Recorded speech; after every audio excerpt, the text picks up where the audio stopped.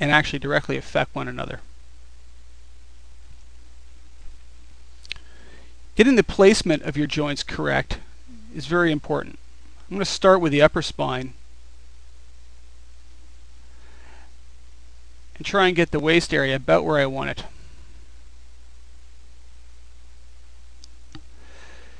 He's not going to be able to bend this body a whole lot. He's such a big guy. It's not going to help putting in 100 bones up the spinal column. In this case, 3 or 4 would be the maximum amount. We're just going to work with 3 to keep it simple.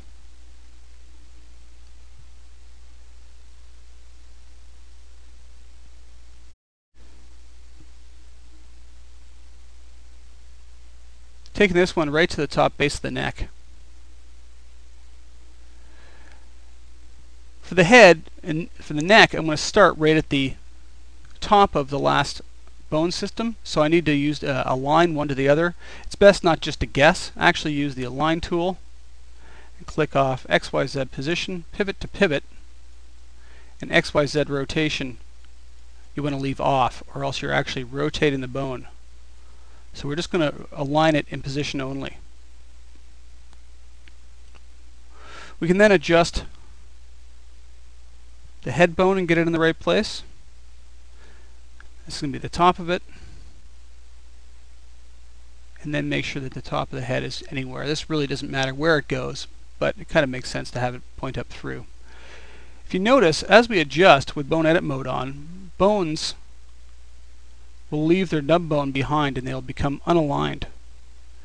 I've seen problems with this, and what you want to do is you want to make sure this stays aligned to this bone when you've finalized your rig. You can do that one of 2 ways. One, you can use the align tool and align it orientationally. Or 2, you can actually delete the nub bone, pick its parent, and say create end, and it'll create another nub bone aligned up correctly. I'm going to start the lower spine aligned up to the upper spine.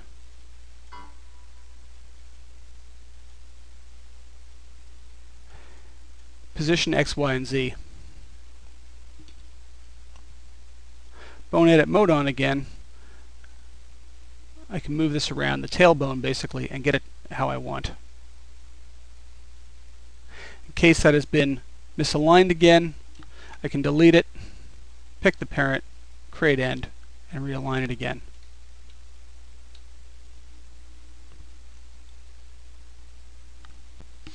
Other useful tools in the Bone Tools dialog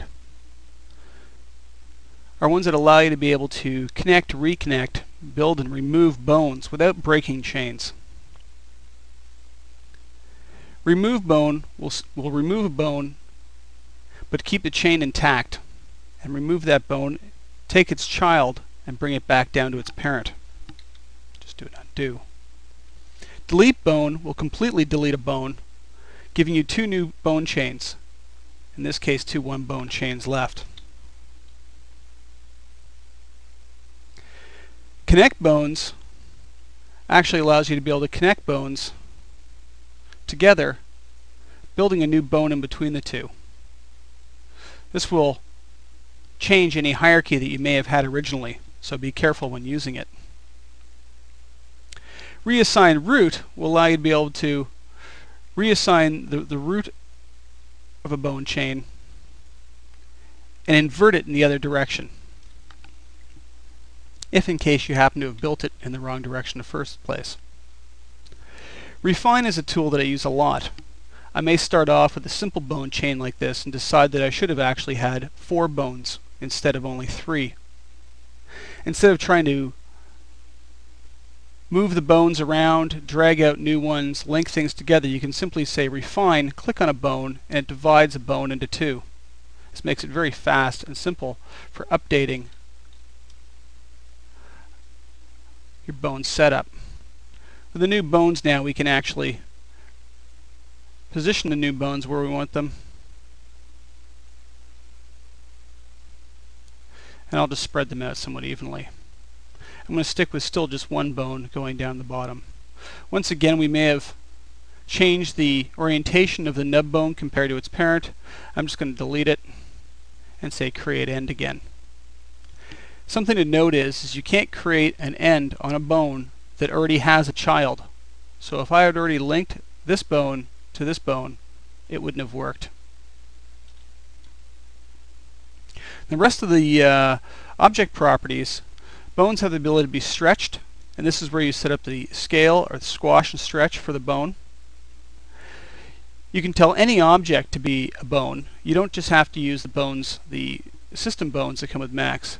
In fact, you can make any object, turn it on to be a bone, and it will now take on any properties that a bone object can have. I prefer to leave my bones as bones so that I can actually filter them in a scene separately than the rest of the rig. Freeze length allows you to be able to stretch the length of a bone without having to have bone edit mode on, because you can't have this on during animation. Right now, with bone edit mode off, if I grab the nub bone and pull on the nub bone, you can see I can only rotate the parent. I can't make it longer. If I turn off freeze length on the parent bone, select the nub bone and pull, I can now actually stretch this bone out longer. And if I change this from scale to squash, you can see that it actually does a squash and stretch now. We'll use this at later chapters and DVDs for doing things like muscle bulging and deformations. For now, I'm going to leave it on scale. I'm going to leave freeze length checked off, just so I don't accidentally grab something and change the length of it. Once you've been changing the length of your bones, you can actually notice that it's stretching the bones. It is best to actually pick all of your bones and say reset stretch, just to make sure that the stretch factor has been defaulted back to a default value. You can also say reset scale in case you've scaled a bone, but I would suggest never scaling a bone in any way, shape, or form, just like any part of a rig. I avoid scaling anything at the object level.